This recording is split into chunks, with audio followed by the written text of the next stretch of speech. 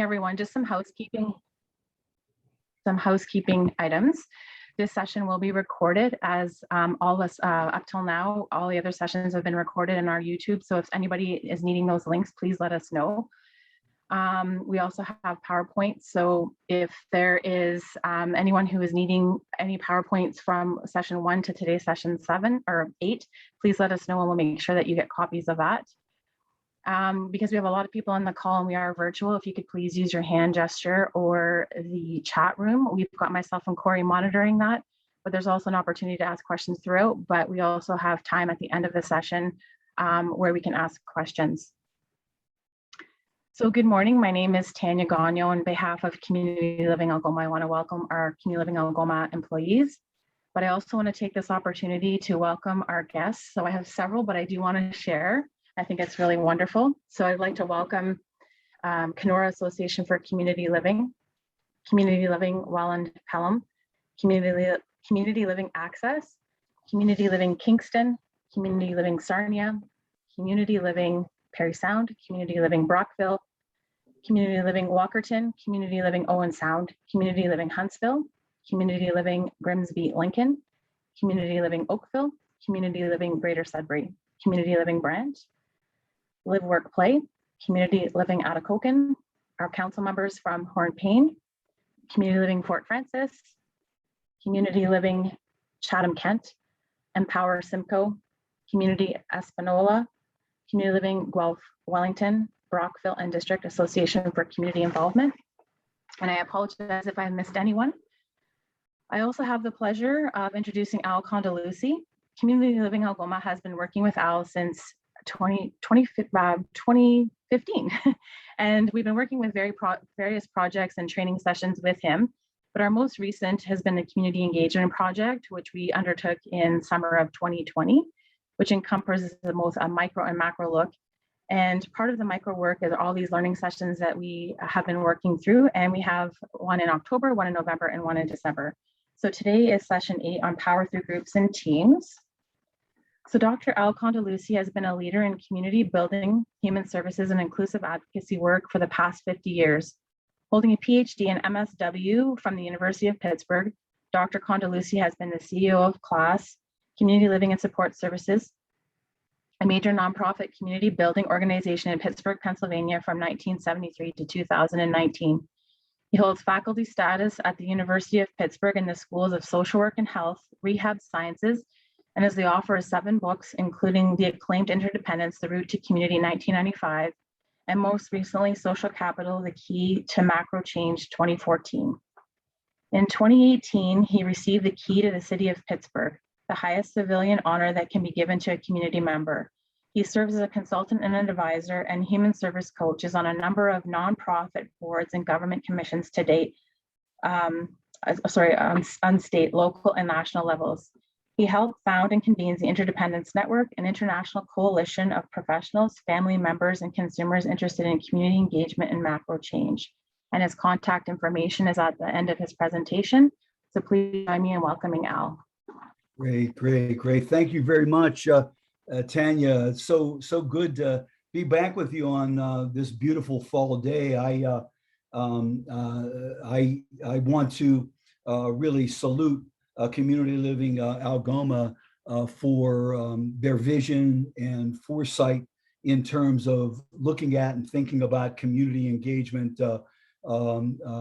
meaningful community engagement opportunities. But I also want to acknowledge and thank all of our brother and sister organizations that have plugged in this training series and that are with us again today. Thanks so much for your openness to really looking at the kinds of things that are going to really make a difference in people's lives. I know that in conversations that I've had with Tanya and with John at CLA, Community Living Algoma, we've made good progress in terms of getting people involved, but we really still are challenging ourselves about the meaningfulness of the activities that we've gotten people involved in, and have really recommitted to looking at ways and means for really meaningful engagement. And when I say meaningful, I'm really speaking to the notion of not just people participating in things, but having an opportunity and a stepstone to building relationships. Because we know that relationships are the critical variable to a better life. And that's true. That's a truism. That's a human truism for all of us, that relationships are fundamental to a better life. And I know at Community Living Algoma, when we really began to look at this closely, we discovered that in spite of all the work that we've done and all the good things that the organization has really attempted, that relationships are still limited for the men, women, and children with disabilities that we support. And not just for them, but also their families.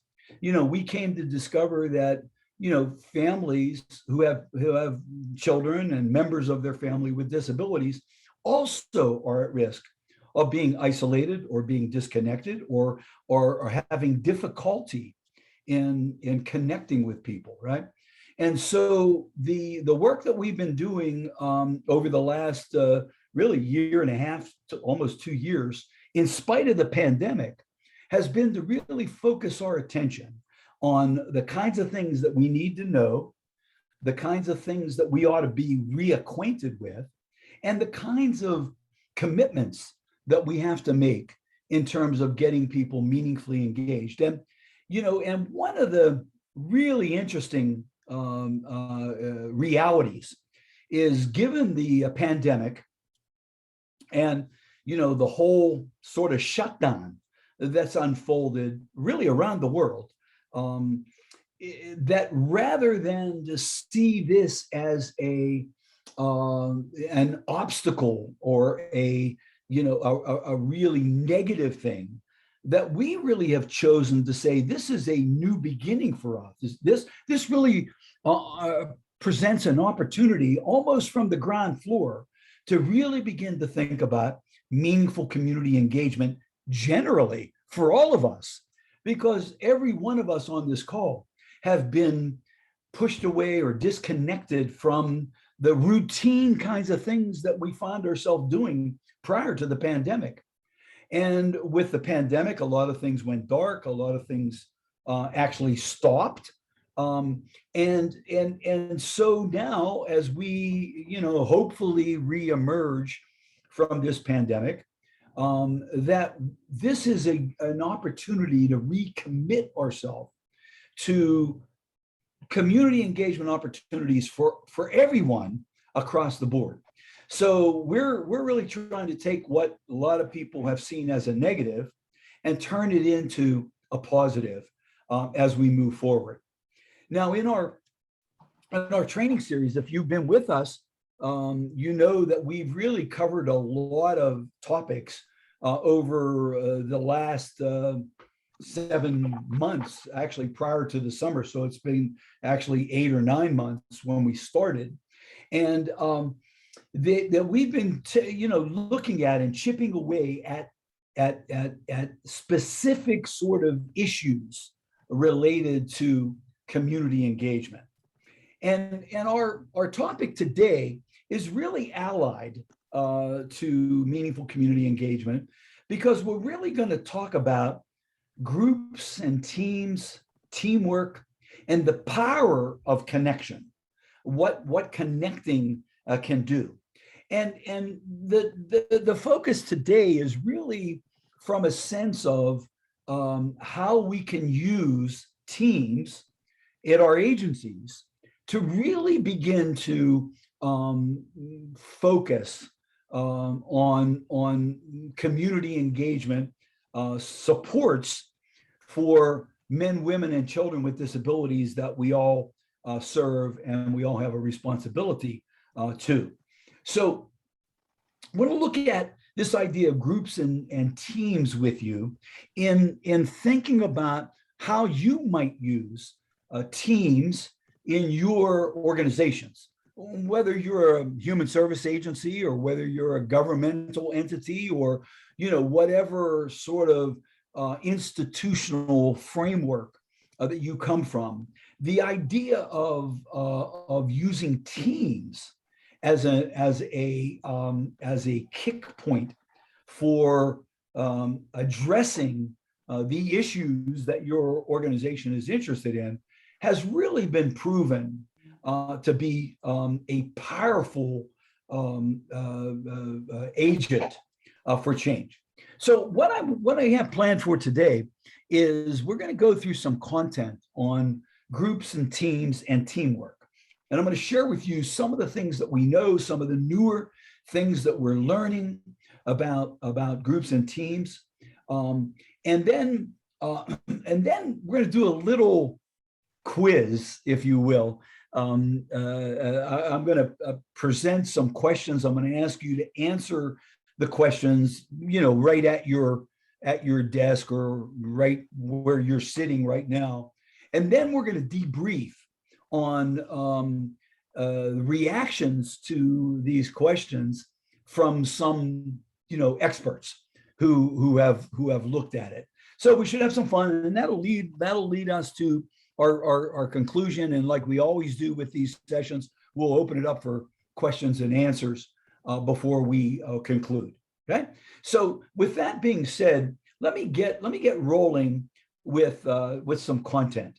Now, one of the things that I've pulled a lot of this from is, I think, Tanya in her introduction indicated that I'm associated with the University of Pittsburgh, and I'm on faculty in the School of Health and Rehab Sciences and the School of Social Work. And in those settings, I teach, and in the School of Health and Rehab Sciences, I teach a course in organizational theory and behavior. And that course really looks at, the kinds of strategies that we can use in our organizations to make them more effective, right? So the assumption that I'm making is that every organization that's represented today on this call has, their goal is to have meaningful opportunities for the people they serve to be engaged in their communities, working, living, playing, recreating in their communities, rather than to be relegated to some special or some separate setting.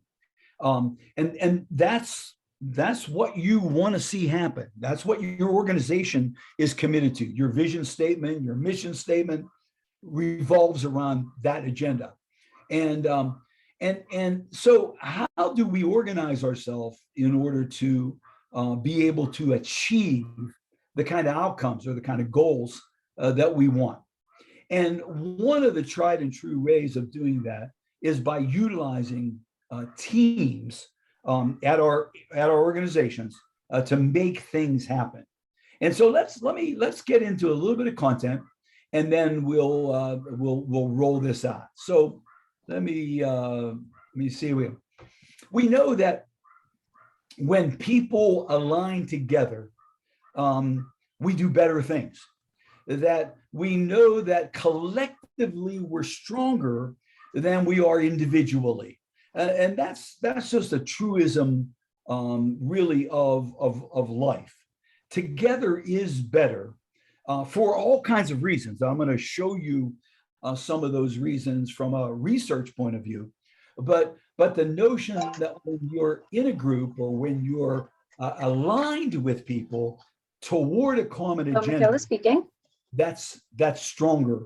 And so as we move through, if folks can just make sure they mute their microphones, and we can get into the content. And then when we have our dialogue, we can open back up. And so let's start with some definitions. That's always critical in trying to pick something apart. So we think about it's better for people to be together, that they achieve more, that they're more successful, that they feel better about themselves when they're together with people. Let's do a delineation, because we're using the word group and team, and it sounds like they're synonymous when in fact they're really not, right? A group is a collection of people who interact with each other that in such a way that the person's actions have an impact on the other people, right? So a group is sort of an amalgamation of individuals that then have a ripple effect on the members of the group. A team is much more sophisticated and defined.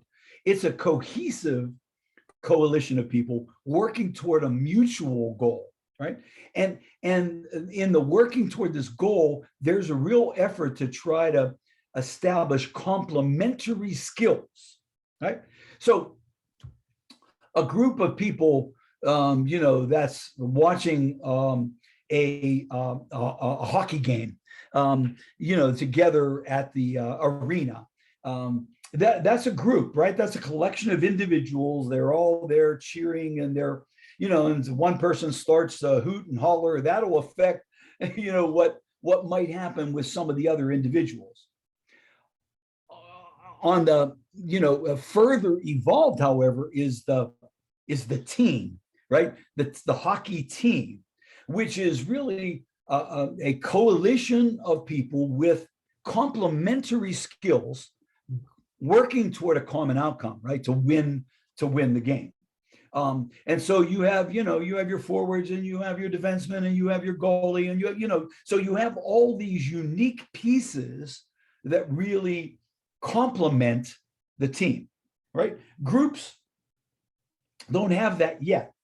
When a group of people first get together, they're a collection of individuals, right?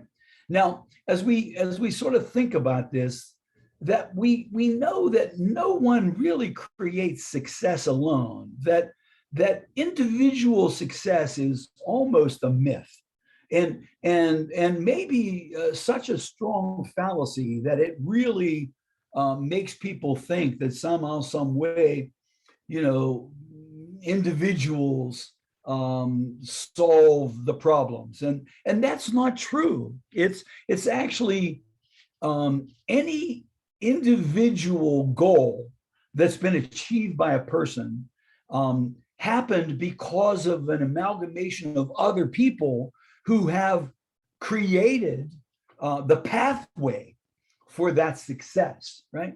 So we know that when we're together, we really accomplish great things. With individuals, one-on-one, some things can happen, and that's fine. But in a collection of people, and especially with a team, we can really do wonderful things. And so as we, just one last point to this quote by John Gordon, that even with innovation, when you think about innovation, and we oftentimes will think that innovation is something that happens by an individual who comes up with an idea or a formula that will solve a problem, right? That even in that situation, the innovation of a formula that will solve a problem was never really achieved in a solo kind of way, because the individual who was at the core of the innovation, was supported by people as they started studying it. They learned some things. They stood on the shoulders of other people in that innovation. There's a wonderful book by Walter Isaacson called The Innovators. And in that book, Isaacson kind of looks at the creation of the personal computer, right? And so what he does in the book is he starts with the very first appearance of the idea of a personal computer in the literature, which goes all the way back to 1837, when Lady Byron wrote in her in her diary about an analytic machine that would help thinking, right? And that was the very first acknowledgement of an idea like the personal computer. And so what Isaacson does is he starts there and he looks at every step of innovation. And you know, our romantic notion here is that, you know, somebody in their garage or at their workbench comes up with something and says, Eureka, you know, I've solved this problem. When in fact, every innovation that led way to the personal computer happened because of other people and the energy created through groups and teams. So let's look at this just a little bit more closely. Groups interact to share information, make decisions to help each other perform better in their responsibility. A team is a group whose individual efforts result in performance that is greater than the sum of its parts, right? Now, I know you know this, and I know that this is not novel, that you know that teams and teamwork and team building is an important notion of getting to an outcome or achieving something. But you know, in thinking about it and kind of pulling it apart, it's important that we look at it from sort of what we know about what happens with groups and teams. Now, here's a laundry list of, you know, actual issues that have been identified and associated with groupings or teamings of people, right? That they're good for people, that being around other people is in fact energizing, right? It improves creativity. I mean, all the literature on creativity. We did a session, if you remember, on creativity in our work in this work, the training sessions. And if you remember, if you were plugged into that, you know that we did a little exercise that really showed that if an individual thought about, you know, an issue, that it was never as viable as when a group of people thought about an issue together, and how there's a multiplication effect that happens when people align. We know that when decisions are made by groups and teams, they're better decisions for the whole. There's increased commitment that unfolds between people. There's a synergy that unfolds.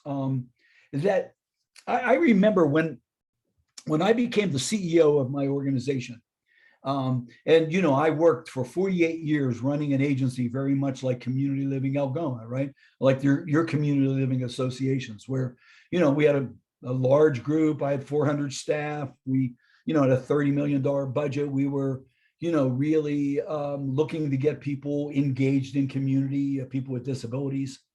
And so when I became the CEO, I decided I was going to use a teamwork approach to manage the organization. And because of this list, these things that you see on this list. And so, you know, I launched this leadership team. I had people from all levels of the organization as a part of that, and they were a part of making decisions. And I remember when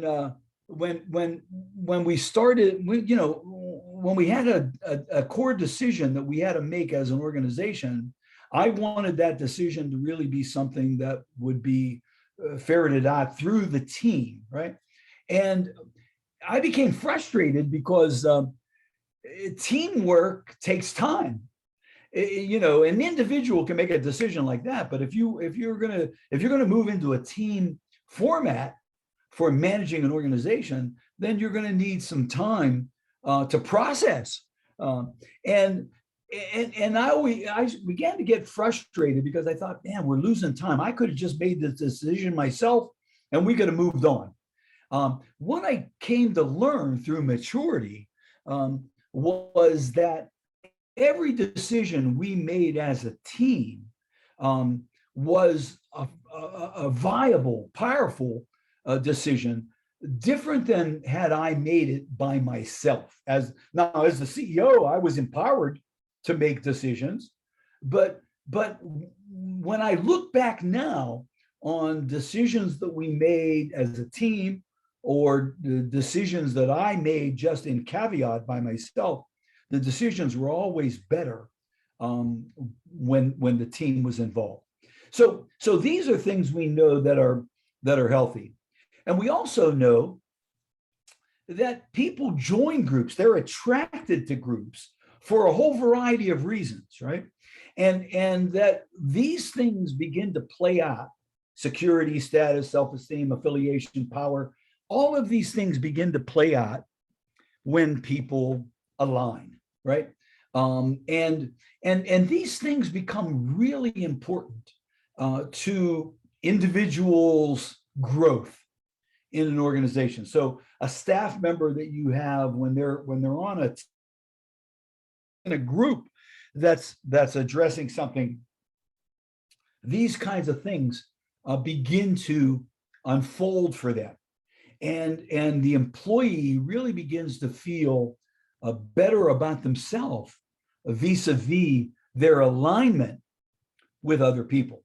And you can see at the very bottom of this slide, I bolded this notion of building social capital, because when you think about, again, going back to the very first thing that I said today, is that when people have relationships, their life is better and better things happen in their journey. And so is true with our staff, right? When they're a member of a team or a member of a group, they begin to spend more time, regular time with other people, and they begin to build relationships.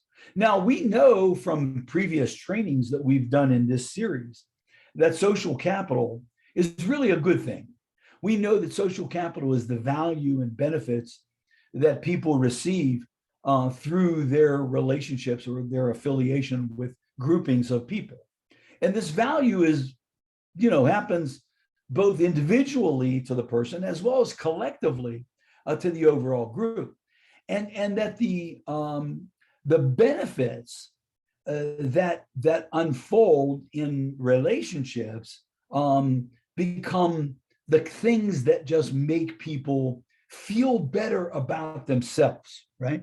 Now, in a longer aim, this is what we want for the men and women we support, right? We want them to be in a meaningful collectivity of people.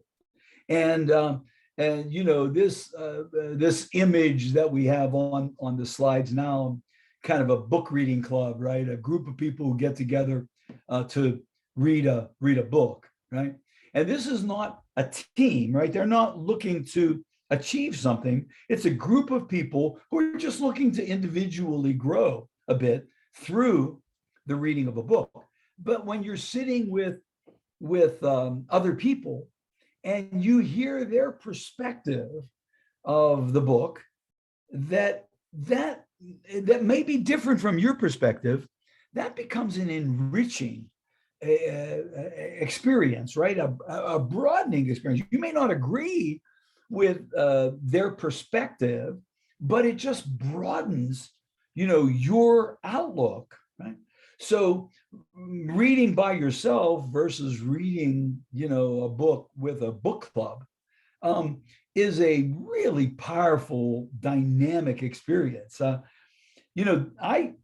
joined during the pandemic, I joined a book club that was sponsored by National Public Radio, NPR, here in the United States. And it was really a cool kind of virtual experience where, we had a book, we agreed upon a book, and that everybody in this book club got the book and we started to read it. And then we would have these periods of time where we would plug in to a dialogue about the book, a discussion. And it was really cool because using the breadth of NPR, National Public Radio, they were able to have the author join us from time to time to enrich and enliven the dialogue. So this idea of grouping and being with other people benefits both individuals as well as it benefits groups and teams. And we know that relationships do these things, right?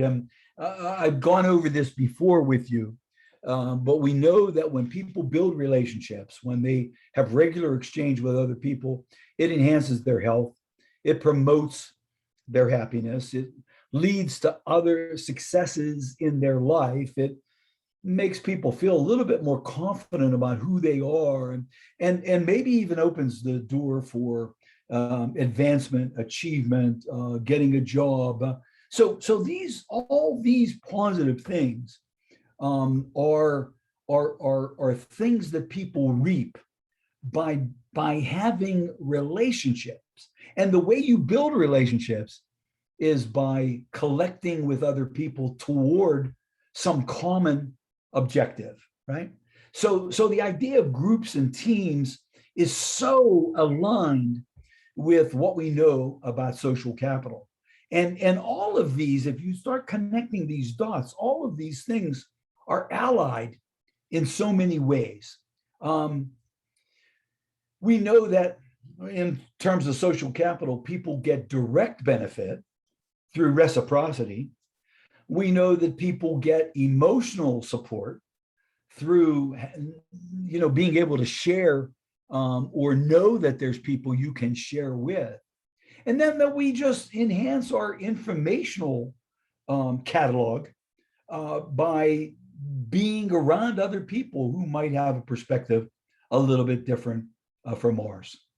So this idea of teamwork, getting back to your role now, at your agency or your agency's agenda or objective, which is for many of the people on the call today, is to get people meaningfully engaged in their communities, that we're convinced, and research is so clear that by teaming together towards this, we're going to get closer to achieving our goal than by either, just individually being, aligned with someone. Let me bring this directly home to our work. One of the things we're doing at Community Living Algoma in our community engagement project that Tanya, talked a little bit about in her introduction, is that if we can create teams, support teams, DSP teams that will work cooperatively, collaboratively toward this goal, I really believe that then engagement realities for the men and women and children with disabilities that we support are going to have such a greater possibility of happening than if we're just, 4 different individuals who happen to work with a client who are resident, who lives in, some setting that our organization supports. That if we have a team of DSPs towards this goal with their complementary supports to each other, that I think the achievement of that goal is going to happen much more in a much more dynamic way than I think the way we have been doing it. Now, this idea of teams brings us to this advantage of teams, right? You have a group, a team of people. Here's the advantages that you get from teamwork, right? There's a variety of perspectives. Now, sometimes this can be maddening, right? When I was the CEO of my organization, and I would, say, okay, we have this issue we have to deal with, and then I would have all these different perspectives on it with my team. It would be, I'd start scratching my head, say, holy hell, I just want to try to solve this problem, but there's all these different perspectives. But in reality, these different perspectives enrich the conversation toward the goal. If everybody is clear on the goal, if the team is clear on its goal, then the variety of perspectives are useful. They may not all work, but they're useful to consider. Participation increases acceptance and understanding and tolerance, right? Participation on a team is empowering to people. It's stimulating. Team decisions tend to be more reliable than individual decisions. And participation helps people on the team develop, get better at the piece of the puzzle that they bring to the team, right? Now, everyone on this call has participated in a team at one point in your life or another, right? It might have been a sports team. It might have been some school assignment team. I know that, the course that I teach at the university, organizational theory and behavior, I have 65, 70 students in that course. And what I do is I put them in teams, right? And they resist that. They get a little annoyed. Because there's disadvantages to being on a team, just as there are advantages. In fact, let's look at some of those disadvantages. Sometimes on a team, a dominant person might control the team, like they might, shout down or be louder or be obstinate, right? Similarly, some people just may not participate. They might hide. They call that social loafing in some of the literature of people who are on teams and then don't do anything to really help the team achieve its goal. Some people just focus on their personal goals. You see this a lot in sports where a team will acquire a player and the player is good at their, at their position.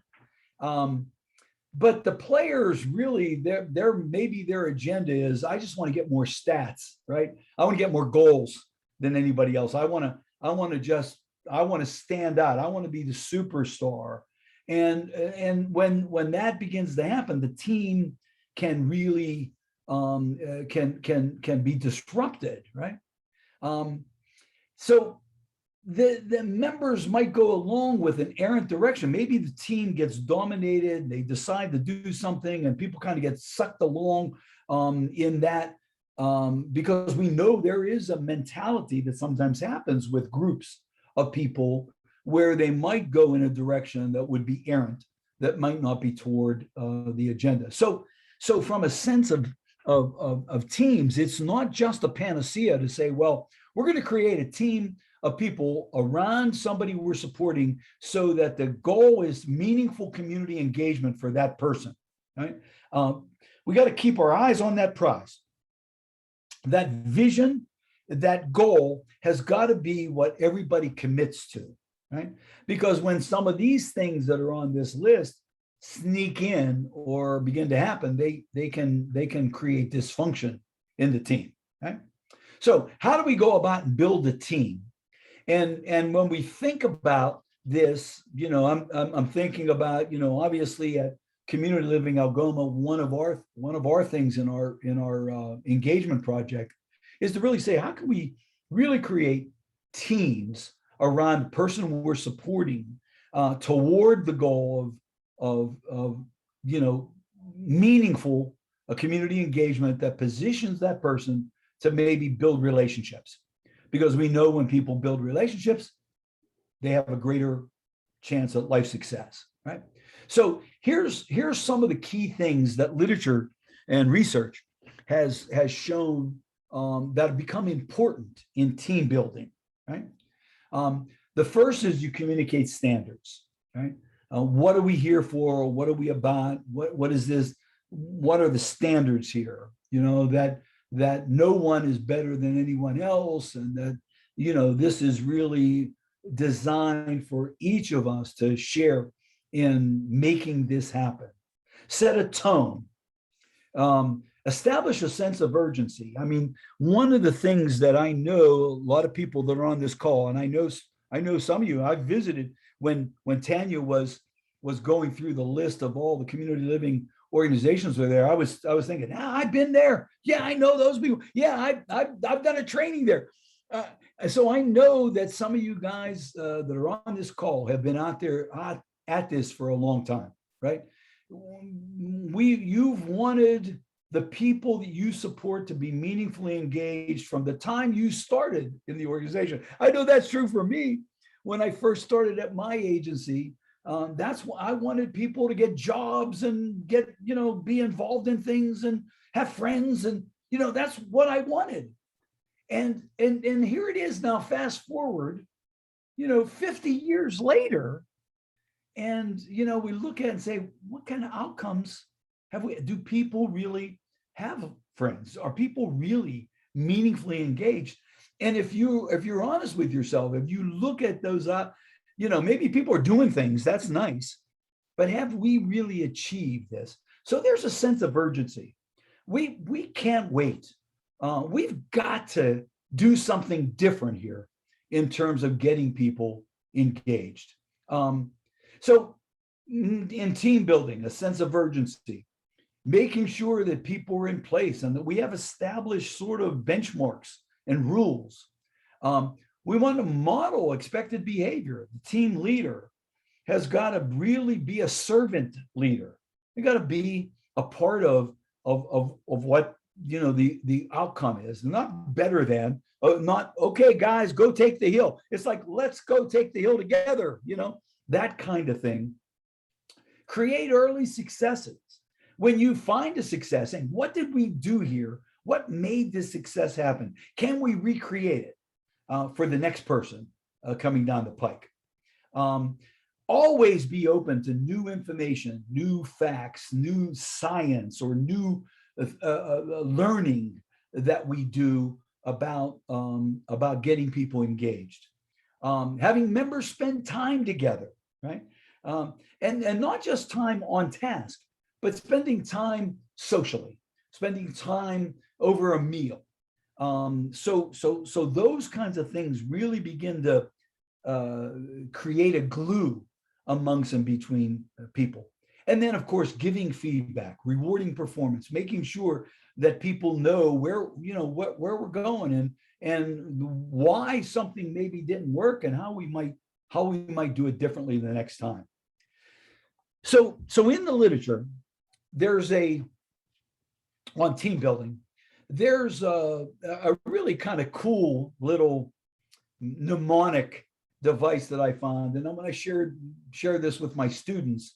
It's meaningful to them. They can understand it. There are 5 stages, right, to team building, right? The very first is forming the team, right? So identifying who's going to be the players on this team. And then the second stage, now again, forming a team is just bringing a group of individuals together, right? Storming is where we begin to create, some fusion between these folks, right? And then norming is really beginning to create some benchmarks. These are things we all share. These are things that we want to do together. And then performing is actually then doing the work, carrying the water, doing the kinds of things that are necessary to achieve the outcomes that the team has fused around.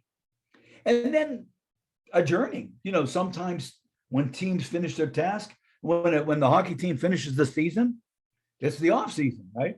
And so the coaches, when they then begin to identify personnel for the next season, they're back to forming, right? So forming, storming, norming, performing, and adjourning become these key stages to team building.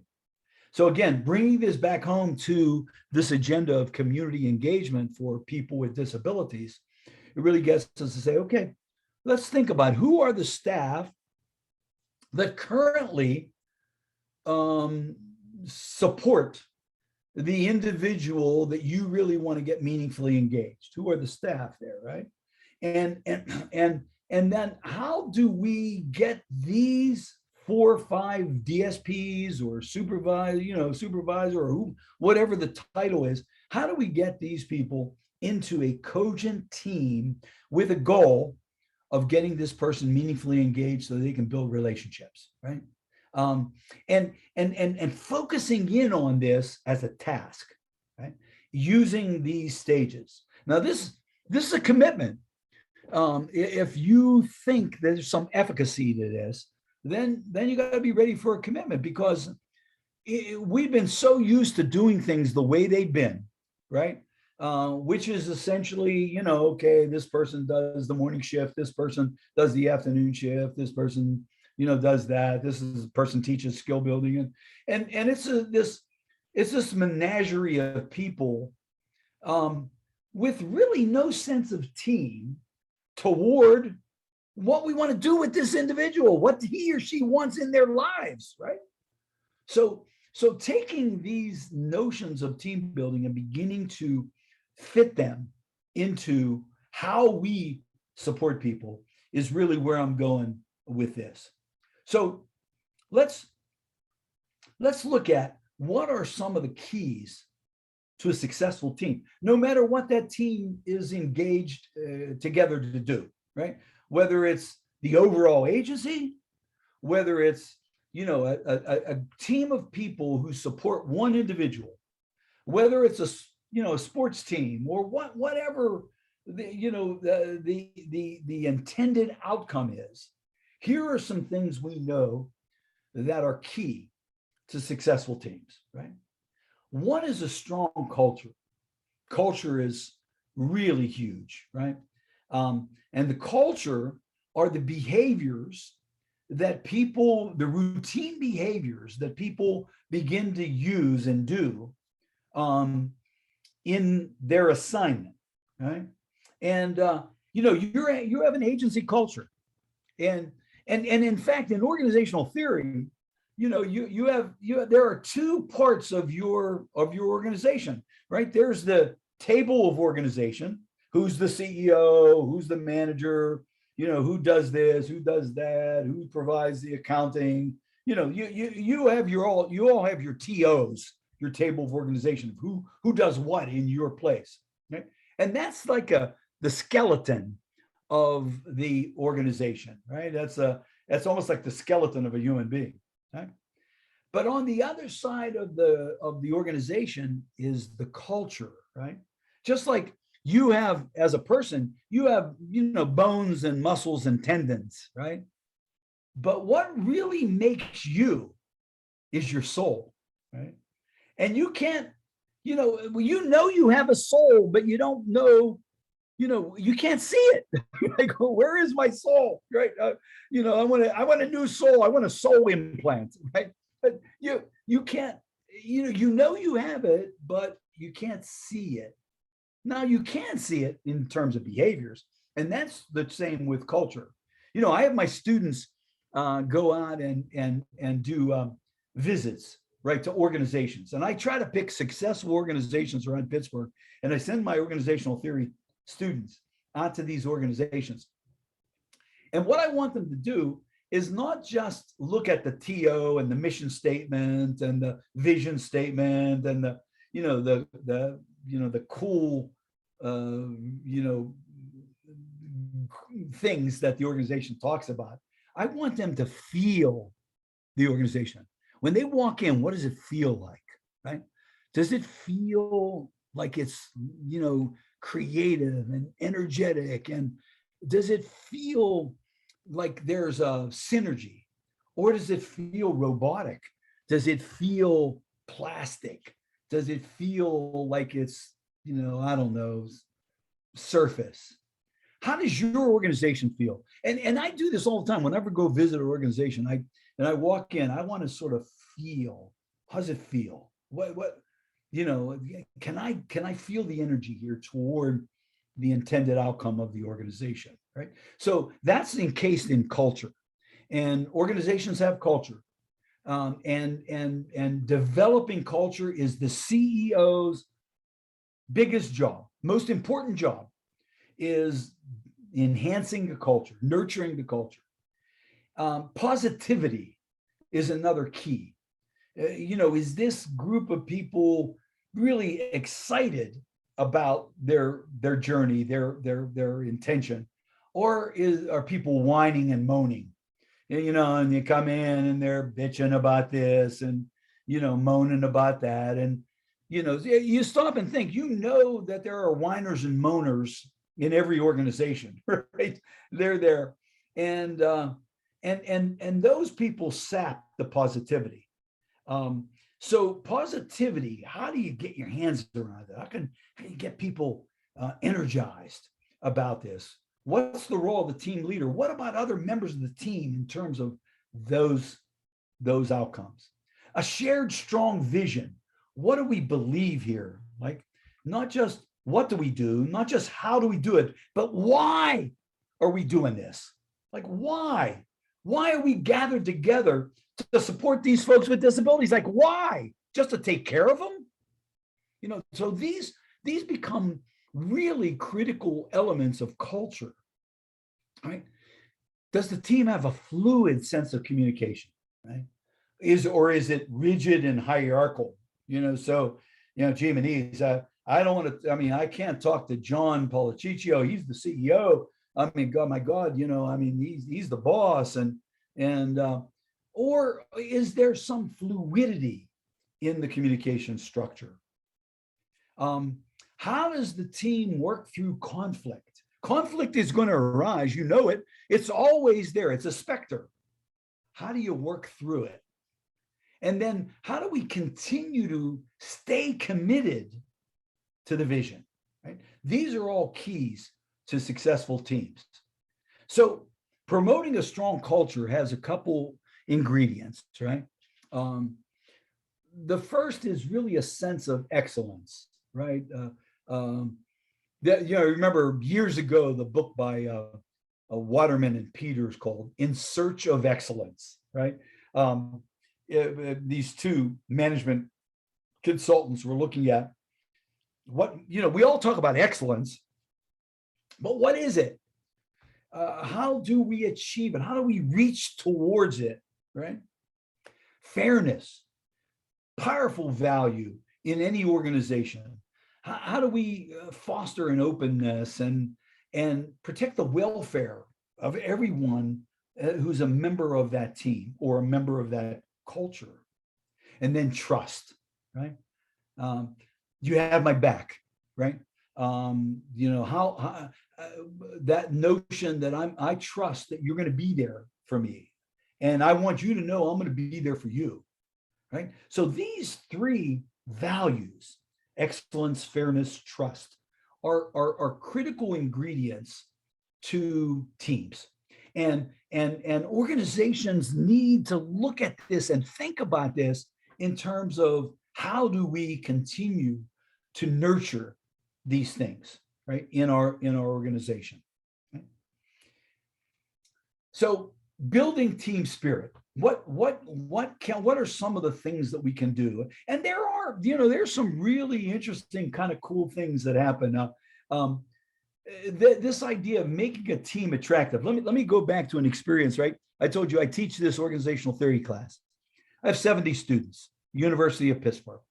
And these are 70 individuals who come and they all want to get an A, right? And they really could care less about the other kids in the class. They're thinking about their own QPA, and that's what they're focused on.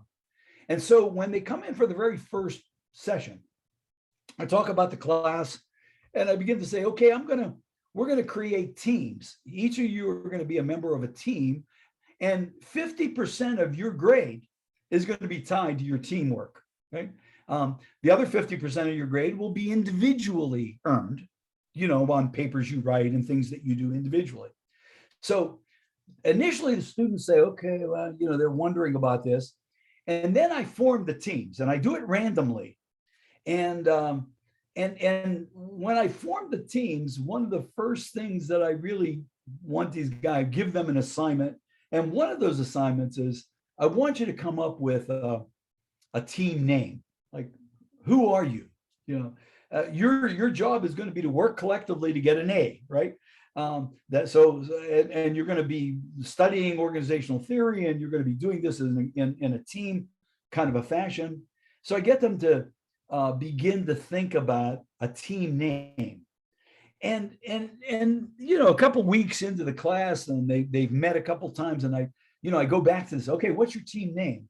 And even something as simple as that. I mean, that is like so surface, yet it really begins to galvanize this collection of individuals into some sense of team, that we're going to work together to get an A in this class, to understand organizational theory, to be able to explain it, describe it, do a project around it, whatever their assignment is. Praise and publicize accomplishments, team accomplishments, to let other folks in the organization know, what this team has done. Let me just, here's a really silly example that I started to do at my organization when we began to create some teams. And when we would have a staff meeting, I would give a cannoli to heroic activities. Like when the team did something, like for example, a big snowfall, and a team of folks that supported an individual busted their tail to get through the snow and the inclement weather to be there to support the person, right? Some heroic activity. And I would give these cannolis, and the reason I would use the cannoli is I told the story that when I was growing up as a kid, Italian family in Pittsburgh, that cannoli, we only got a cannoli at our family meal if something really good happened. Because the cannolis are expensive, and we would have the run-of-the-mill pizzelles or other pastries, but cannolis. If I saw a cannoli on the dinner table, I said, "Holy moly, something good happened in our family here. My dad might have got a raise or promotion, or something happened." And so I took the metaphor of this idea of cannoli, and I used it with with my teams. And as simple as that is, when I would give the cannoli at a staff meeting, right? I say, okay, John's team, these guys, I'm going to tell you what they did. They did, X, Y, and Z. And here's a cannoli. And the team would come up and get the cannoli, and they would cut it up. And all the other teams there, they would say, damn, we want to get a cannoli too. No, the cannoli is, that was just a metaphor for excellence, right? For going beyond, for really understanding why we do what we do. Keep the team small, right? Jeff Bezos, the founder of Amazon, I guess the richest guy on the planet, he wrote that with the teaming he did in building Amazon, you never have a team larger than 2 pizzas could feed at lunchtime, right? So his theory was the 2 pizza theory. So, when you got a pizza, 8 slices, so everybody has 2 slices, that's 8 people on the team, right? You get 2 slices of pizza at lunch. So that notion of wanting to keep the teams manageable, right? Identifying mutual outside threats, right? Knowing that there's going to be some things that are going to work against the team achieving what it's trying to achieve. And then this notion of freeloaders and bullies and complainers, and that's always going to be there. You're never going to rid the organization of this kind of issue, but you can neutralize it. You could try to lessen it. One of the examples of neutralizing this is a theory by Edward de Bono. Edward de Bono, a Harvard psychologist, and de Bono wrote a book called The 6 Thinking Hats. The 6 Thinking Hats. It's the title of his book. And this was a bestseller, management, like a management bestseller. And what De Bono actually talked about is that when you look at a team, you have people with different bents on that team, right? You have people that are optimists, you have people that are pessimists, you have people that are creative, you have people that are pretty stoic. You have people who come from a different bent. And what he does with the six thinking hats is he acknowledges, like things like pessimism, right? And so when the team is looking to solve an issue, right? What De Bono suggests is that you go through the six thinking hats, and that is say, okay, everybody, you put on your green hat. Let's all put on our green hats. And the green hat is the creative hat. And thinking about how can we be creative about this problem?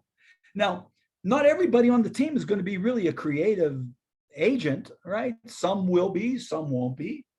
But what he tries to do is nurture that, and in the pessimism thing, neutralize it, so that the person who kind of comes forward as the pessimist gets to voice what they're worried about, but it doesn't sap the energy from the team. Just another sort of thought about that. So last point is Maslow's hierarchy of needs, right? And you remember, this is going back to school. You remember when you were in college, you learned Maslow's theory, right? Maslow's hierarchy of needs, right? And Maslow, Abraham Maslow, psychologist, American psychologist, had the theory that has really stood the test of time, right? And he said that you can look at employee engagement through the Maslowian theory, right? So here's the way to understand this. This looks complex. It's really not all that complex, right? Maslow suggested that the very first thing people that drive people, that motivate people, is survival. How am I going to survive? And then once they feel safe with survival, then the next need they have is security. Am I going to survive tomorrow? Right? How will I deal with something bad that might happen? Right? And then once you satisfy that, now the next need is belonging. How can I belong? How do I know I belong? Right? And then once you've satisfied that, then the next level is important. Am I important? Am I valued? And then the last level is self-actualization. Now, Maslow believed, and lots of psychologists and theorists since believe, that if these things are in place, people manage themselves. They don't need somebody to tell them what to do. They do it themselves because they believe in it, because they care about it. They're highly engaged, right? So if you look at these 5 steps and you look at them from an organizational perspective, we say survival. How can somebody essentially, how can we meet the need of survival? That's a salary. That's a viable salary, right? A living wage, a fair salary for people, right? And once they know that they have a fair salary, then the next level is security. What can we do about security? Benefits. Make sure people have sick days. Make sure people, have the kinds of supports that will make sure that they're going to feel secure in their job, right? And then the third step, how can somebody feel like they belong? This gets us to the team piece, right? How do I know I belong? What are the key elements that an organization can do to help people feel like they belong? And there's all kinds of things that an organization can do, from simple to complex, around having somebody feel like they belong. And then how do we reward people? Importance, right? The cannoli, some way that we can somehow acknowledge that this team is really important to what we're all about here. And then if all these things begin to energize, then people will just do it themselves. They won't need to be managed or supervised or even evaluated. Now, self-actualization is intrinsic. These other things down below, they're extrinsic, right? And extrinsic and intrinsic, extrinsic are things you can do outside the person. So a living wage, good benefits, sense of team, sense of belonging to the organization, a sense of importance, acknowledging people for good stuff that they do. Those are all extrinsic actions. And then self-actualization is intrinsic. People do it because they want to do it, because they care about it, because they have really, really bought into it. They're engaged by the agenda. Okay? So Maslowian theory, just for us to think about as it relates to teams, because teams fit into the belonging level of the Maslowian hierarchy. And so let's explore this. What I want to do is a little test with you. And I'm going to give you a question. And then there at your seat, I want you to write down whether you agree with the statement, whether you disagree with the statement, put an A, like number one, do you agree with the statement? Put an A. If you disagree, put a D. If you're undecided, put a U. Right? So we're going to ask you to answer each of these questions. So here we go. And this, by the way, comes out of the American Management Association. So here's our first question. Ready? Question one. People who are motivated to work perform better on their job. You agree with that? You disagree? Or you're uncertain? So put an A, a D, or a U. Second question. Some people are unmotivated and there is nothing the manager can do with them. You agree with that? You disagree with it? Or you're uncertain?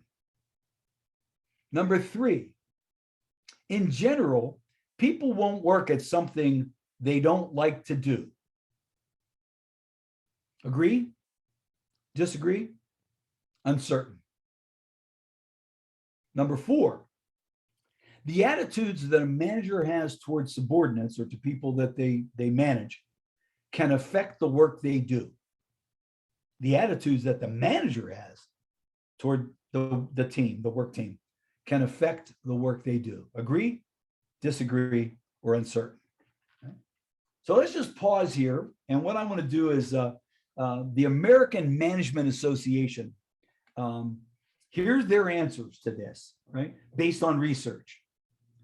So question one, people who are motivated to work perform better. Agree. You didn't have any problems with this, did you? You know, people whose work is not very important over the long run usually just do what they have to keep their job. Question two, some people are unmotivated. There's nothing the manager can do with them. Disagree. There's no such person. Everyone is motivated, but not everyone is automatically motivated to do what his or her manager wants. The answer is for the manager to make the work rewarding and doable. Question three, in general, people won't work at something that they don't like to do. American Management Association says uncertain. Some people work at what they don't like to do for a time. Then the extra energy required to do something they dislike becomes a price they may not be willing to pay. Right? Question four, agree, right? The attitude that a manager has towards a subordinate can affect the work they do. According to research, if you show that you expect your people to do a good job, they're more likely to produce good work than if you expect mediocrity. Okay? Okay, so let's go now to the next batch. Here's question 5. Again, same rule. Most people work primarily for the money. Agree, disagree, undecided. Question 6. The style of managing plays an important role in the employee motivation. The style of managing. Question 7. Few people welcome criticism of their work. Agree, disagree, uncertain. Question 8. People always seem to want to be rewarded. Agree, disagree, uncertain. Question 9. The average employee will not be committed to any task or job that he or she doesn't find valuable. Agree, disagree, uncertain. And then question 10. A manager can often make work more desirable for an employee. Agree, disagree, undecided. So here's what the American Management Association says. On question 5, most people work primarily for the money. Disagree. In employee surveys, money is usually 4th or 5th on the list. Most people find challenge, interesting work, growth, and advancement more important than money. Question 6. The style of managing plays an important role in the employee motivation. Uncertain. No one style is effective with everyone. And there is some managers with a nice style who get poor results from people. So this is uncertain because you have uniqueness in groups. Question 7. Few people welcome criticism of their work. Disagree. If criticism is necessary to do the job right, people accept it, even if it's painful. Receiving criticism to correct failings is better than floundering or fumbling, which few people are happy doing. Most people want to be successful at what they do. Question 8. People always seem to want to be rewarded. Agree. People do feel that they want to be rewarded for doing it. That's a human nature. Question 9. The average employee will not be committed to any task or job that he doesn't or she doesn't find valuable. Question 9. Agreed. That doesn't mean that people won't do the work. Rather, they won't be committed, and probably over the long haul, they won't be very good at it. And then question 10. A manager can often make work more desirable. Agreed. You can increase the value of work by making it more important to the employee. So here's our last 5 questions. Here's the first one, number 11. Whether people in a work group are strongly motivated depends largely on how they're managed. Agree, disagree, uncertain. Question 12. When employees suspect that they will have difficulty doing the work, they will avoid it or lose motivation. Agree, disagree, uncertain. Question 13. Being on a team can persuade workers that the task is doable and can increase their expectations. Agree, disagree? Question 14. Employees who are happy at work perform better. Agree, disagree, uncertain. And then the last question, question 15, managers have the ability to increase the value of work and the confidence in employees. Agree, disagree, or uncertain. So here's the American Management Association's responses. Question 11, whether people in a work group are strongly motivated depends largely on how they're managed. Agree. Since you are the key to motivation of employees, you should have no trouble agreeing that your managing has much to do with their motivation. Question 12, when employees suspect they will have difficulty, they will avoid or lose motivation. Agreed. Expectations of being successful and enjoying the reward for doing the work are central to motivation. Question 13, being on a team can persuade workers that the task is doable. Agreed.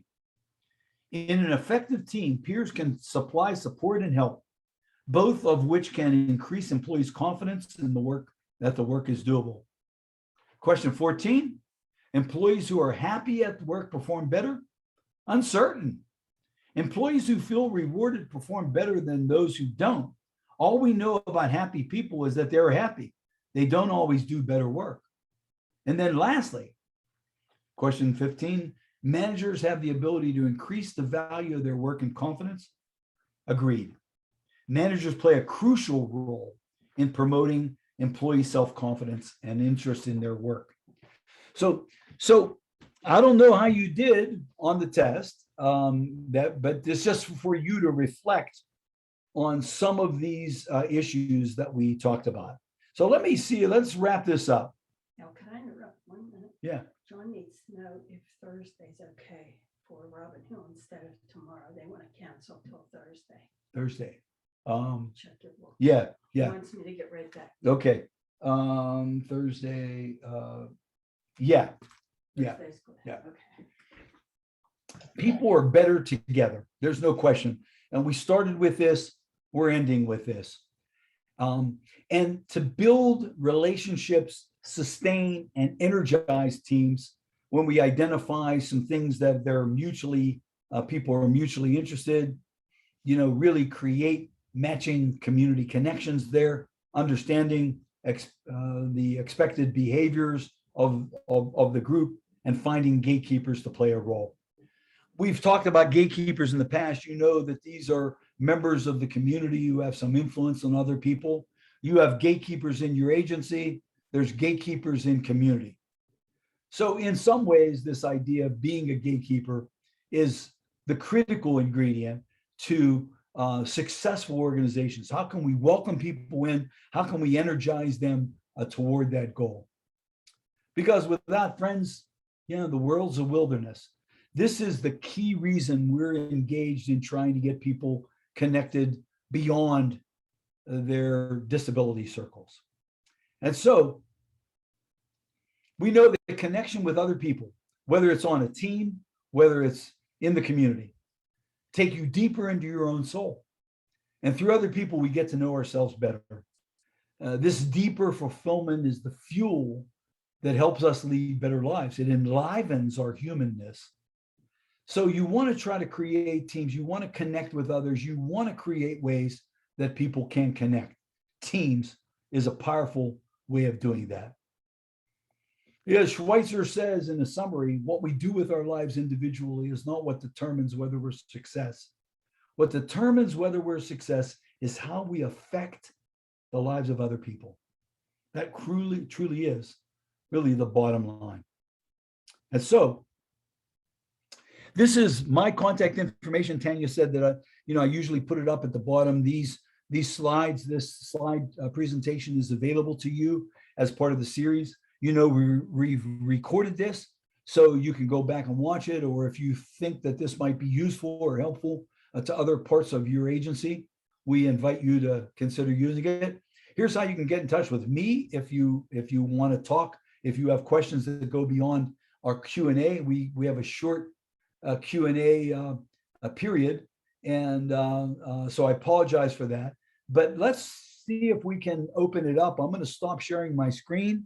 I'll see if there's any questions that people have that they may have put in the chat room. I'm going to ask Corey and Tanya if they can help monitor that, and we can get to, in the short period of time we have, whatever questions you might have about grouping, teaming, collecting people toward a common goal. So Al, no question yet, just a comment. Love this, awesome information and great presentation. Thanks. We do have a hand up. John, go ahead. Hi, Al. Thanks for the presentation again today. Very informative and very helpful. As I listen to you speak, and I firmly believe in everything that you shared with us this morning, why is it that some facets of society understand the significance and importance of this work? And if I can use an example, so when we get involved in supporting people with developmental disabilities who also experience a significant or a mental illness, we tend to resort to community solutions that further isolate people and prevent them from connecting to the right groups in society. And then I listen to people like, say, our police chief and other organization leaders say, we're failing. And I'm not sure why people don't grasp the simple theory of working together and connecting people. So I don't know if you have any insight or any advice on that. Yeah, John, that's a really deep and provocative point that you're making. And clearly, I think it does go back to some very basic values, right? And this plays out in political leanings as well, certainly here in the United States, so much more dramatically. But there's really two energies here.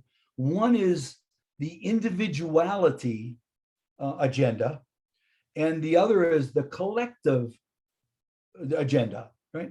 And the individuality agenda plays out in notions like, hey, I'm in charge of my own life.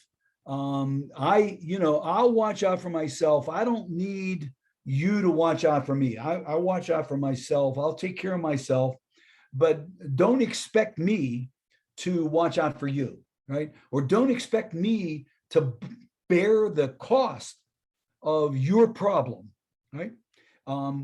As compared to a collectivity sort of mentality is that, we're all in this together, and we're all at different places in the race, and that, it's not about me winning the race. It's really about all of us finishing the race together, right?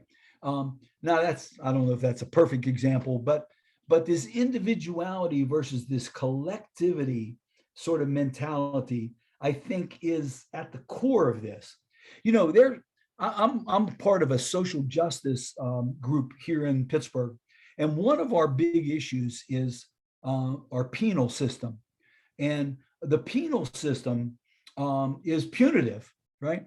The penal system is, okay, you've done a wrong, you have to do the time. You have to pay the consequences because you did a crime or you did something wrong. And so we're going to isolate you from everybody else and put you in jail or put you away because that's really where you belong. You've shown that you don't really belong with us because you've broken our collective roles, right? The other side of that argument is the minute you take somebody away from other people, you harden their struggle, and you don't, you lose the notion that the person is going to feel bad about, I don't know, breaking the rule that they broke to their other. I mean, rules are about the collection of us together. If we all follow this, we'll be successful, right? It's a collectivity value. But if somebody breaks the rules, then what you take them away from the collectivity of people, you're hardening their heart as opposed to softening them and having them really reflect on, boy, I let everybody down. I feel bad about this. I'm going to correct this, right? Now, I don't want to be oversimplistic on this, John, because it's such a powerful, issue that you raise. But I believe that the more we can keep people in the mix and having a responsibility to each other, that will be the driving force for their future behavior, than if you separate them and punish them and say, okay, after you've proven, that you are contrite about, what you did wrong, then you can come back. And even then, people don't really come back in our society. If somebody's a convict, that stamp is on their forehead almost forever. It affects getting jobs. It affects, how people see them. I mean, all of that stuff. So, I think it really gets down to, how do we want to try to invite people to participate as opposed to punish people for not participating or not doing what everybody expected? I don't know if that answers the question, John, because I don't I mean, it's a tough question to answer, but Yeah. it's really a powerful point to reflect on. No, thank you. Al. Your response was very helpful. Yeah. Any other? Yeah, question? so I'll go ahead. Serge has his hand up, and then we have a question in the chat room that I'll read to you after that. Good. Hi, Al. Just wanted Hey, to sir. say, love your story about the cannolis and the pizzas. That was good. If Jeff Bezos Yeah. thinks it's a good idea, it probably is. Yeah, that's right. Just wanted to maybe hear your comments or reinforce on the idea of building a positive culture and incorporate a positive climate. Many organizations across our society, whether it's from the business world, services, sports, what have you, many of their leaders have always said that the mistake is made that they believe that success comes before building a culture and climate, whereas it's actually the other way around, that you need to build the positive culture and the climate. It precedes the success. What are your thoughts, comments on that? Yeah, yeah. Well, I'm gonna agree. I think that there's stop and think about success. You know, I just was with on this very issue with my daughter-in-law. Yesterday was the first day of preschool for my grandsons, my two grandsons, and you know, one had a good experience and the other had a really bad experience. And it was, you know, we were talking about this very issue. You know, when children start school, whether it's preschool or first grade or whatever, it's the very first step into collectivity of people outside of your immediate family, who oftentimes are just, you know, kind of supporting you and energizing you and encouraging you. But now here you are in a world of new rules. And, you know, my grandson Connor didn't do so well with that. And the conversation that we had was really, you know, it wasn't that Connor's failing. It's just, you know, this really requires that the setting really continue to keep it. And I was so impressed by the preschool director, because she immediately called Heather, my daughter-in-law, and said, hey, look, you know, it wasn't the greatest of days, but, you know, tomorrow let's do this. Let's try this. Let's try to find ways where Connor can, you know, align with the other kids, as opposed to, you know, separating on, getting any, throwing toys, and doing what he did yesterday. And so it you know, I think that there's no question that I think the collectivity really breeds the success, as opposed to, you know, you have to prove success before you can gain entry into the collectivity. I think that was part of what you were raising. So the notion of this is the micro macro stuff that I always talk about, right? Where, you know, micro is you change the person, macro is you try to, you know, adjust the culture, adjust the community, adjust the setting. And the conversation we had with the preschool director yesterday was, what can we do macro wise so that Connor fits in, right?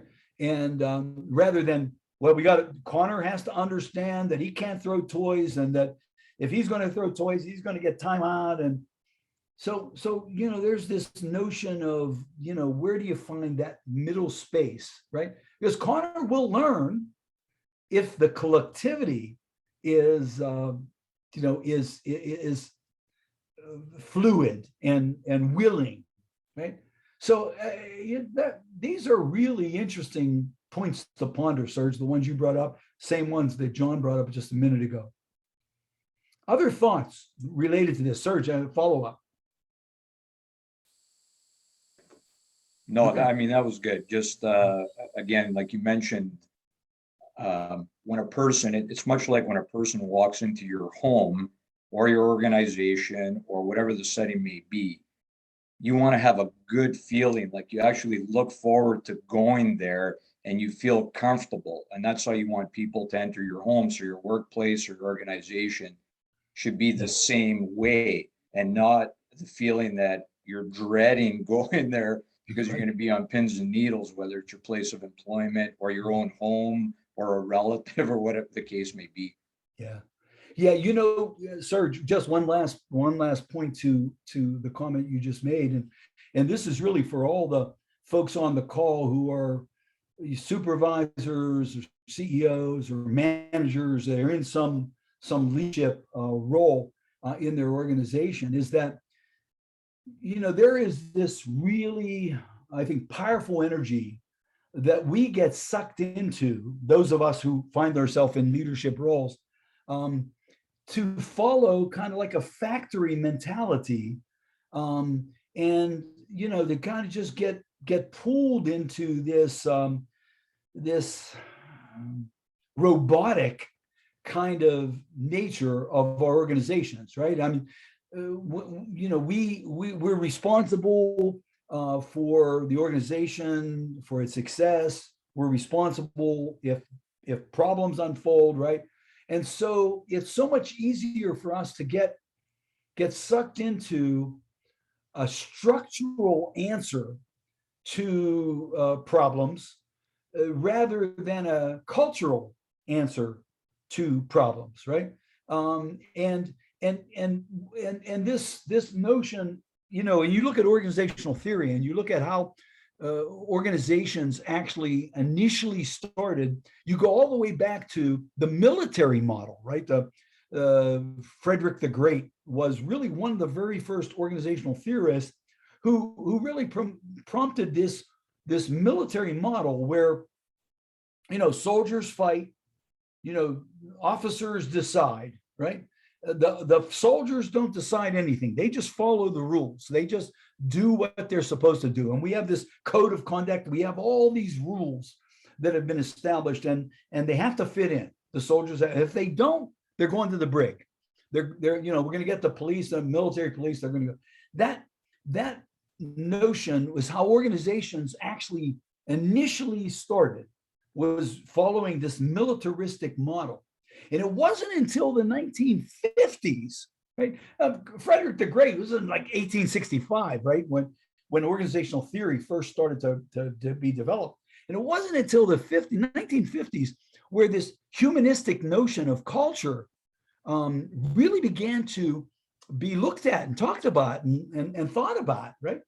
And so we're talking about something within the last span of what, 60, 70 years, that we've begun to think about culture. So it's and how do we best manage that? How do we nurture it? How do we create a culture? There's some really interesting things, and I know we're a little bit off track and we're a little bit over time now, but you know, the one theory that is out there is the theory of 150, right? And the theory of 150, which was developed by Robin Dunbar, who was an anthropologist actually, writing, it's been adopted by organizational theory now, is to say that the typical person really cannot deal with more than 150 people, right?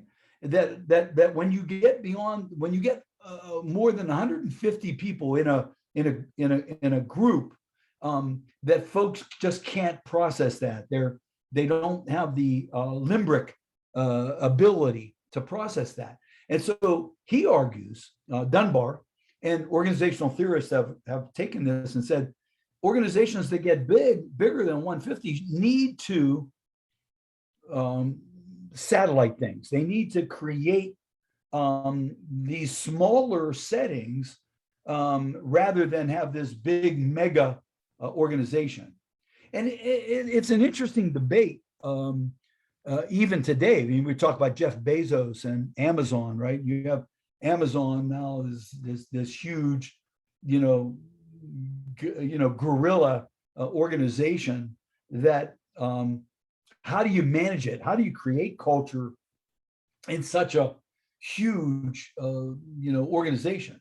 And the same is true for all of us on this call. I mean, I don't know how many people are working in your organization, but when you begin to think about this idea of teams and groups and, getting people invested, it really challenges us to begin to think about how do we manage that? And our knee-jerk reaction is to go to the structural side. Okay, another division, we'll create this, table of organization, here's another line on the chart.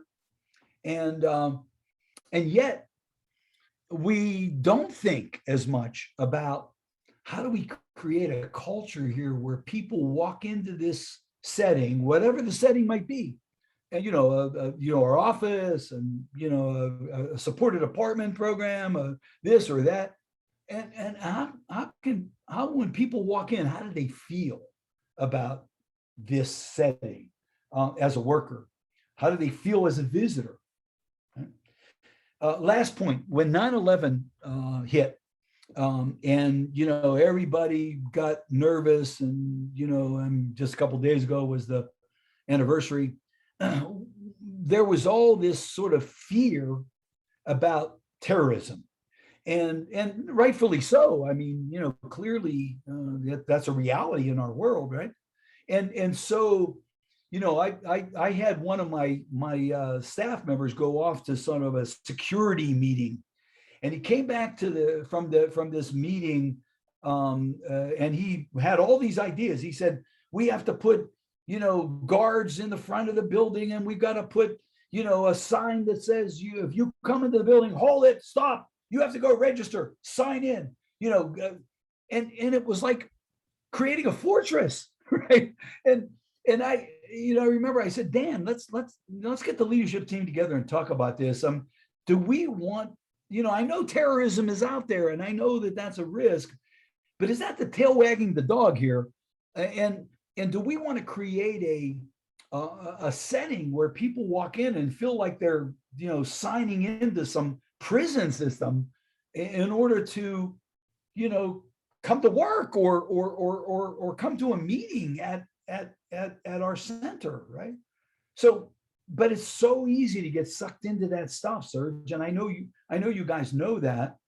So, part of, I think, this conversation was really begin to think about how do we balance this, and where do the role of teams really play in our support to people that we serve towards the outcome that we want for them, that they want for themselves, to be loved and embraced, and to belong, and to have a chance to build friendships. And so, I think there's lots of, we've got to peel the onion back, and we've got to look at it. Great, thanks, Al. So we have about 15 more minutes. We're good till noon, Al. So we have a question in the comments, and then Tanya has her hand up. So the question in the comment is from Monique. I'm a firm believer of connections, and that we often belong to other groups, often without realizing we're making this connection. I find that sometimes we have to go outside our comfort zone to actually say to that connection, hey, this is what needs to happen. Can you help? I myself find it so hard to ask for assistance, even when I know this person could be a great resource or asset. So I think most people might feel this way. So the question would be, or she doesn't have a question, with the exception of how to engage others, to have them be part of the solution, or ask them to be open to making the connection. Yeah, that's a great question, and very thoughtful examination of this notion. First off, the point that the person was making is that connections are fundamental, and that all of us can understand that as a human sort of drive, that being connected really matters, and that is part of our humanness, and being, the challenge then is, how do we invite people into the solution of issues related to achieving our goals, achieving our outcomes. And that it's so easy to be exclusive and to dismiss people, or dismiss their input into things like this. And so, going back to some of the things that we talked about in this session today, was how do we create more of an invitation? How do we make people feel more willing, respected, incorporated, important enough to listen to, kind of thing? And that's not easy to do, right? Because some people may not have all that much to add to an issue. You still want to make them feel welcomed and feel like their contribution matters. And it just gets challenging, and it's easy to see why we end up deferring. You could put up a little suggestion box, right? And say, well, we don't have time to talk to you about this, but just write your suggestion down, and you put it in your box, and the leadership team will look at it, right? So you think about, and now suggestion boxes, they're nice. People, you see them sometimes when you walk into an organization, it's a suggestion box. But on the other side of the coin, do people really, is it more robotic? What does it really signal? I don't have enough time to talk to you about your idea. Put it in the box, and if it's important enough, I'll get back to you, right? So this idea of inviting people in to be a part of the solution is tricky, and I wish I had the answer, and say, okay, here's the magic potion, just put this into the bottle, and voila, your organization will be, will meet all these cultural criterion and be able to, achieve excellence. I think it's a voyage, it's a process, and the more we stay alert to pieces of it, I think the more we can have those conversations that are more viable in our organization. Great, thanks, Al. Tanya. Hi, Al. Thank you for a great presentation. There's lots of information I could talk about and pick your brain about teaming. It's so important. Yeah. I talk about the pushing and pulling, and really one team working, together to move the agency forward for quality of life for people we support. So I always go to that. And I just wanted to comment on a couple of lines that you said I think is so powerful, and hence why John and I had that conversation with you way back in, summer of 2020. But you said, create a sense of urgency. Are people really meaningfully engaged?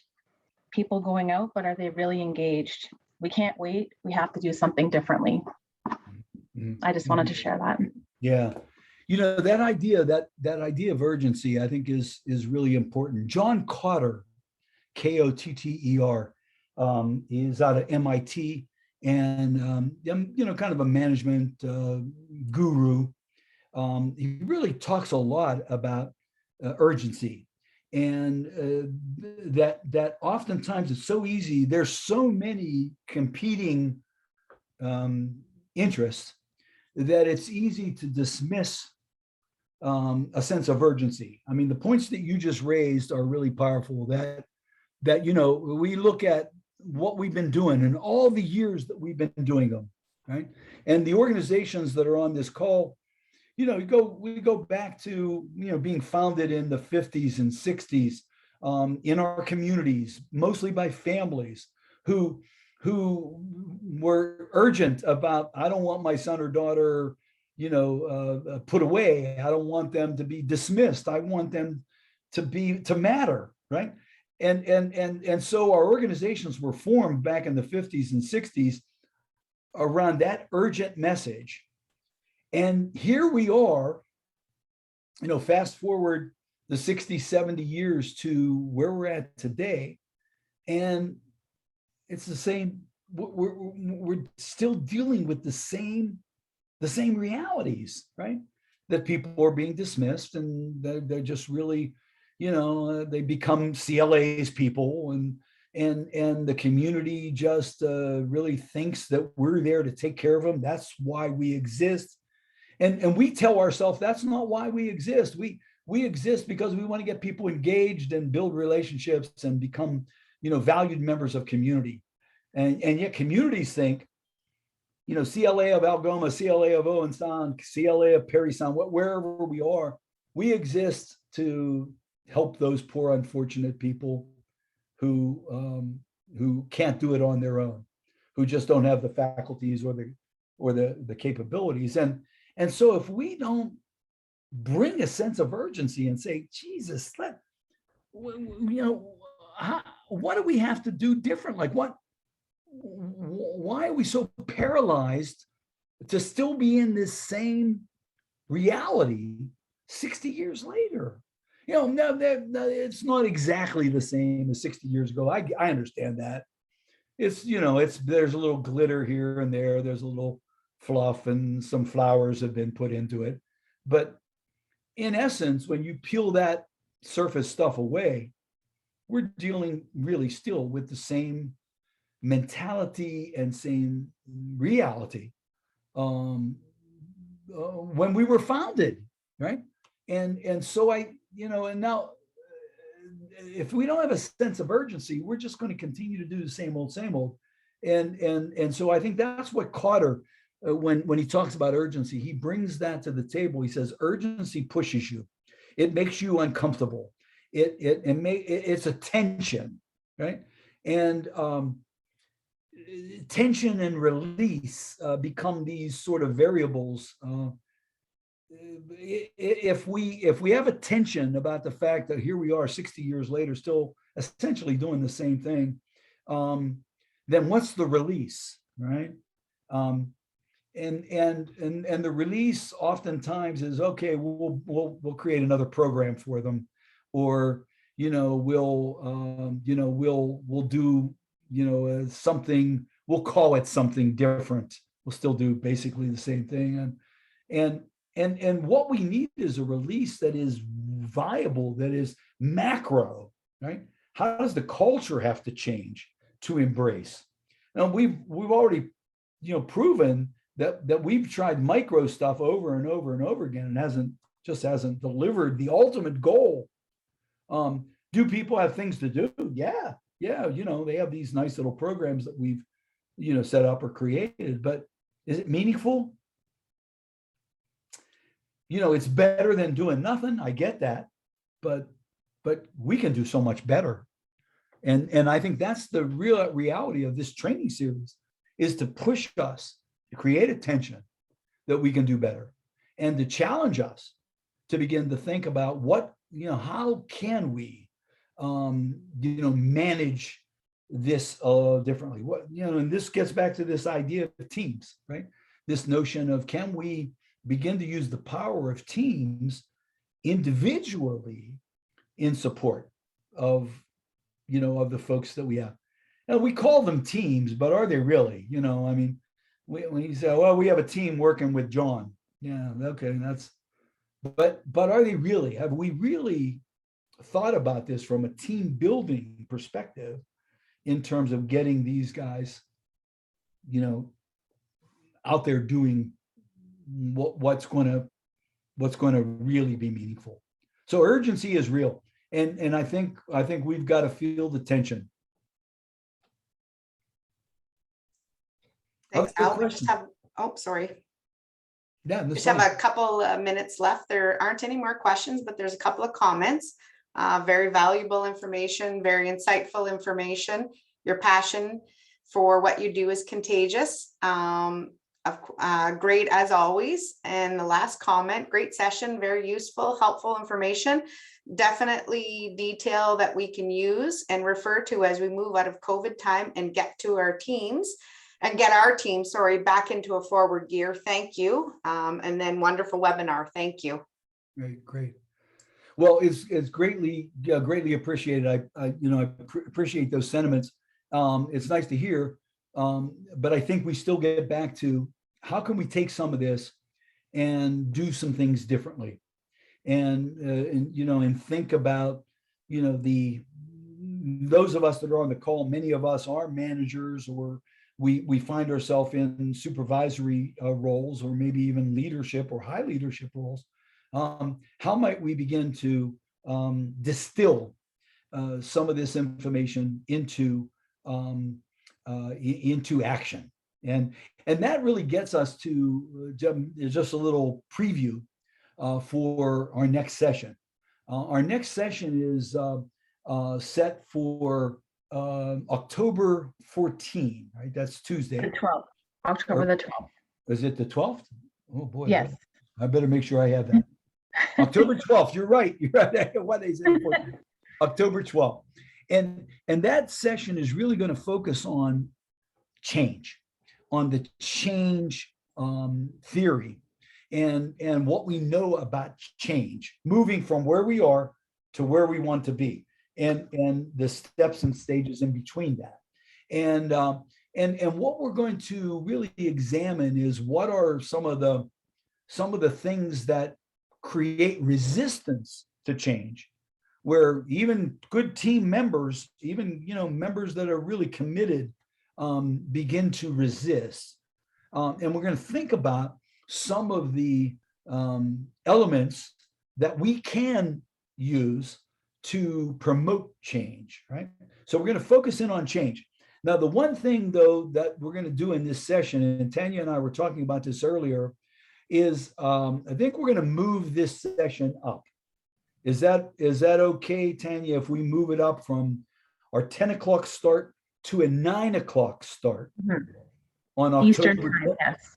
Eastern time. 9 a.m. Eastern time, yes. Yeah, and the reason for that is really, we want to give the time that we need to talk about this. So we've allotted 2 hours, for these sessions, and I have a commitment that actually I didn't make the commitment. My partner made the commitment, and it's our group, the Doo-Wop Doctors. All right, we have a musical group where we raise money for charitable causes, and he booked a gig on that day at noon, and so I've got to be done by 11 o'clock in order to get there for this event. We're going to try to raise $4,000 or $5,000 for a really important nonprofit in our community called Focus on Renewal. So if that's okay, if folks can just dial that up at 9 o'clock, Tanya will send a reminder on this. But if you can look at your calendars right now and just kick up to 9 instead of 10 o'clock, that would really be great. We'll still give 2 good hours to think about change and this construct of change. How do we change from where we are to where we want to be? And what do we know about the elements of change and change theory? Okay. So thank you, folks, for you're plugging into this. I'm always so impressed by the thoughtfulness and the reflective nature of folks in the community living system up in Ontario, and really appreciate you being a part of it. I'm glad that you're finding these helpful. We have after our October 12, we'll be back to our 10 o'clock time for November 9 and for December 14. And those last 2 sessions are really going to be more hands-on around measuring the 2 really important elements that have been all through this training, which is loneliness, addressing loneliness and isolation, and building social capital. So we're going to talk about how do we measure those things? How do we know we're making progress in those really important areas. So we got our calendars looking for the fall. We got October 12 at 9 a.m. Eastern time, and then November 9, December 14 at 10, back to our 10 o'clock start for those sessions coming up. John, I want to thank Community Living Algoma for the opportunity to share ideas through your organizational, format. We've got some exciting things happening in our community engagement project. We'll continue to report those as we meet, so you know more about the kinds of, it's not just talking and thinking. We're really trying some things. We're really looking to measure and demonstrate. And I really respect Community Living Algoma's, stepping forward and doing that, and them sharing this voyage with all the rest of our partners. So thanks for being here. Tanya, thanks for all the organizational leadership. And I'll see everybody on October 12 at 9 a.m. And certainly my colleagues at Community Living Algoma, we're continuing with our micro and macro teams, looking at ways that we can continue to roll out our engagement project. So thanks, guys. If there's nothing else, I think we can call it a day.